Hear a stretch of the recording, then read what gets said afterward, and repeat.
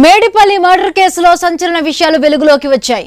కీలక విషయాలు మల్కాజ్గిరి డీసీపీ పద్మజారెడ్డి వెల్లడించారు.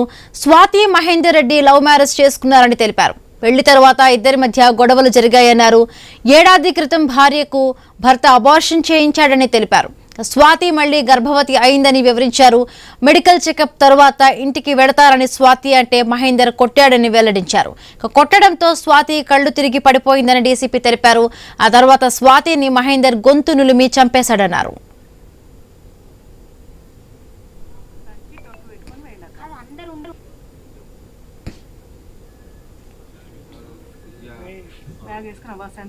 సంచి కూడా పట్టుకున్నా సంచి టోపీ పెట్టుకొని వెళ్ళాక అది అందరూ కొంచెం ఫోన్లో దూరం పెట్టుకుని. మేడిపల్లి మర్డర్ కేసులో సంచలన విషయాలు వెలుగులోకి వచ్చాయి. కీలక విషయాలు మల్కాజ్గిరి డీసీపీ పద్మజారెడ్డి వెల్లడించారు. స్వాతి మహేందర్ రెడ్డి లవ్ మ్యారేజ్ చేసుకున్నారని తెలిపారు. పెళ్లి తర్వాత ఇద్దరి మధ్య గొడవలు జరిగాయన్నారు. ఏడాది క్రితం భార్యకు భర్త అబార్షన్ చేయించాడని తెలిపారు. స్వాతి మళ్లీ గర్భవతి అయిందని వివరించారు. మెడికల్ చెకప్ తరువాత ఇంటికి వెడతారని స్వాతి అంటే మహేందర్ కొట్టాడని వెల్లడించారు. కొట్టడంతో స్వాతి కళ్లు తిరిగి పడిపోయిందని డీసీపీ తెలిపారు. ఆ తర్వాత స్వాతిని మహేందర్ గొంతు నులిమి చంపేశాడన్నారు.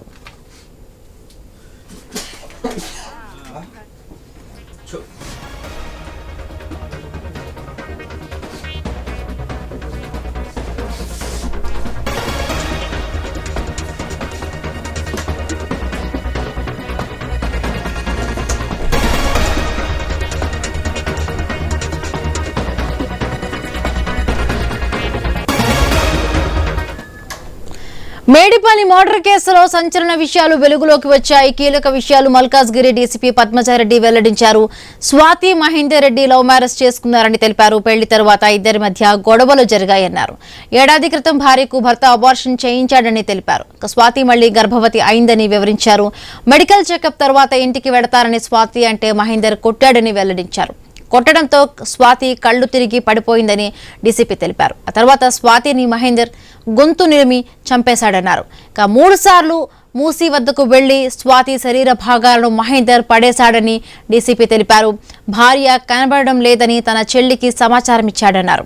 మహేందర్ చెల్లి భర్త నరేందర్ రెడ్డి అనుమానించి స్వాతి మిస్ అయిందని పోలీస్ స్టేషన్లో ఫిర్యాదు చేశాడని వెల్లడించారు. మహేందర్ బంధువు ఇచ్చిన ఇన్ఫర్మేషన్తోనే అరెస్ట్ చేశామన్నారు. ఘటనా స్థలంలో ఆధారాలు సేకరించామని డీసీపీ తెలిపారు. స్వాతి డెడ్ బాడీ నిర్ధారణకు DNA టెస్ట్ నిర్వహిస్తామని తెలిపారు. గతంలో గొడవలపై వికారాబాద్ పిఎస్లో కేసు నమోదైందని డీసీపీ వెల్లడించారు. పెద్దల సమక్షంలో రాజీ కుదిరిందన్నారు. మహేందర్ రెడ్డి ర్యాపిడో డ్రైవర్గా పనిచేస్తున్నాడని, గతంలో కాల్ సెంటర్లో స్వాతి పనిచేస్తుందన్నారు. తరచుగా ఫోన్ మాట్లాడుతూ ఉంటే మహేందర్ అనుమానపడ్డాడని వివరించారు. కేసును అన్ని కోణాల్లోనూ దర్యాప్తు చేస్తున్నామని డీసీపీ పద్మజారెడ్డి స్పష్టం చేశారు.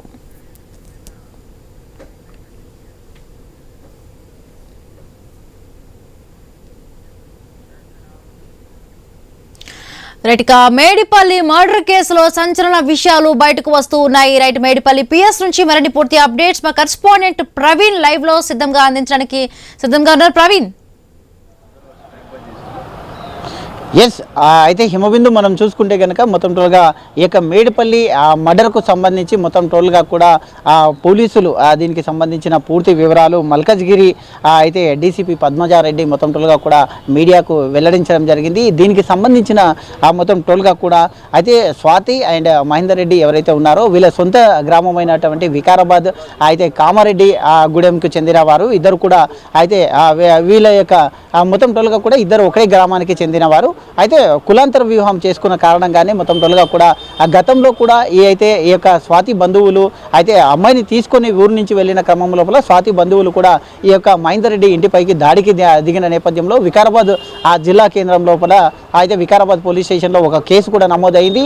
దాన్ని మొత్తం టోల్గా కూడా కాంప్రమైజ్ చేసుకున్నారు. కాంప్రమైజ్ చేసుకున్న క్రమం లోపల మొత్తం టోల్గా కూడా అయితే హైదరాబాద్కు రావడం జరిగింది. హైదరాబాద్కు వచ్చిన తర్వాత కూడా అయితే స్వాతికి సంబంధించి మొత్తం టోల్గా కూడా ఒక మొత్తం స్వాతి మహేందర్ రెడ్డి ఇద్దరు కూడా లవ్ మ్యారేజ్ చేసుకున్నారంటూ కూడా తెలపడం జరిగింది. సంవత్సరం క్రితమే లవ్ మ్యారేజ్ జరిగింది. పెళ్ళైన తర్వాత ఇద్దరి మధ్యలో తరచూ గొడవలు కూడా వస్తూ ఉండేవి అంటూ కూడా అయితే తెలపడం జరిగింది. అదేవిధంగా పెళ్ళైన తర్వాత కూడా ఇద్దరి మధ్యలో కంటిన్యూస్గా గొడవలు రావడం జరిగింది. ఒక సంవత్సరం క్రితమే ఈ యొక్క స్వాతి ఎవరైతే ఉన్నారో స్వాతికి అబార్షన్ కూడా అయ్యింది, మళ్ళీ ఆ గర్భవతి కూడా అయ్యిందంటూ కూడా మెడికల్ చెకప్ చేసుకోవడానికి ఆ ఇంటికి అయితే మెడికల్ చెకప్ చేసుకొని ఇంటికి వస్తున్న క్రమం లోపల దీనికి సంబంధించి భర్త మొత్తం టోల్గా కూడా ఇంటికి రాగానే ఐమీన్ కొట్టడం జరిగింది. కొట్టడం జరగడంతో అక్కడికక్కడే స్పృహ తప్పి కింద పడిపోవడం జరిగింది.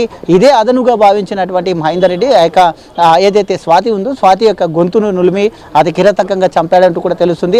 అదేవిధంగా ఈమెకు సంబంధించినటువంటి కాళ్ళు చేతులు అండ్ తలని మొత్తం టోల్గా కూడా అయితే నరికేసి అయితే ప్లాస్టిక్ కవర్లో ఏవైతే ప్లాస్టిక్ కవర్లు ఉంటాయో దాంట్లో మొత్తం టోల్గా ప్యాకింగ్ చేసేసి ఈ యొక్క మూసీ నది ఆ ప్రాంతం లోపల 3 సార్లు కూడా బైక్ పైన వచ్చేసి 3 సార్లు ఒక్కొక్కసారి ఆ యొక్క పార్ట్స్ని అక్కడ పడేయడం జరిగింది. అక్కడ ఉన్నటువంటి ఆ పోలీసుల ఇన్ఫర్మేషన్ ప్రకారంగా ఈ యొక్క ఆ సీన్ రీకన్స్ట్రక్షన్ చేసిన క్రమం లోపల మహేందర్ రెడ్డిని అక్కడే తీసుకోవడం వెళ్ళడం జరిగింది.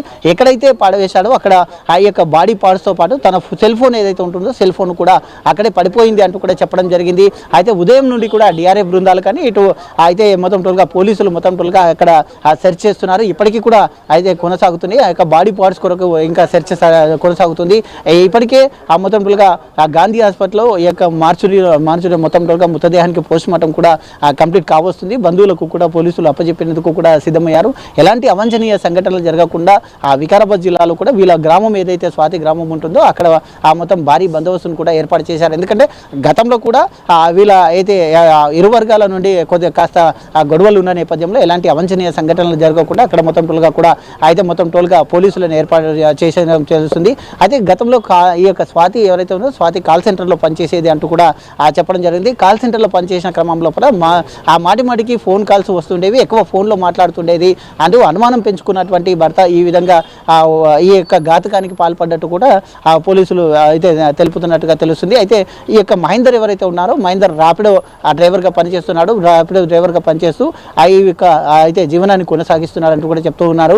అయితే వాళ్ళ బంధువులు ఎవరైతే ఉన్నారో అమ్మాయి తరపు బంధువులు మాత్రం టోల్గా ఆగ్రహానికి గురవుతున్నారు. మొత్తం టోల్గా చూసుకుంటే ఈ విషయానికి సంబంధించి వాళ్ళైతే ఖచ్చితంగా శిక్షించాలి. అయితే అమ్మాయికి ఎలాంటి అమ్మాయి ఈ విధంగా జరిగింది కాబట్టి దాన్ని కఠినంగా శిక్షించాలంటూ అమ్మాయి తరపు బంధువులు కూడా కోరుతున్న నేపథ్యంలో అయితే పెళ్ళైన సంవత్సరంన్నర పెళ్ళి అయింది. ఆ పెళ్ళైన రోజు నుంచి కూడా ఖచ్చితంగా అయితే గొడవలు జరుగుతూనే ఉన్నాయి. అమ్మాయిని కొట్టడం తిట్టడం చేసేవాడు అంటూ కూడా వాళ్ళు తీవ్రంగా ఆవేదన చెందుతున్నారు. వాళ్ళ ఫాదర్ కూడా వాళ్ళ మదర్ కూడా ఆ మీడియాతో మాట్లాడారు. వాళ్ళ మదర్ ఒకటే చెప్తుంది, అయితే నా బిడ్డకి జరిగిన ఏదైతే ఈ యొక్క జరిగిందో ఈ యొక్క తీరని లోటు అంటూ కూడా ఆమె చెప్తూ వచ్చారు. ఖచ్చితంగా నిందితుని ఎవరైతే ఉన్నారో కఠినంగా శిక్షించాలంటూ కూడా చెప్తున్నటువంటి దృశ్యాలను మనం చూస్తూ ఉన్నాం. Right, thank you Praveen.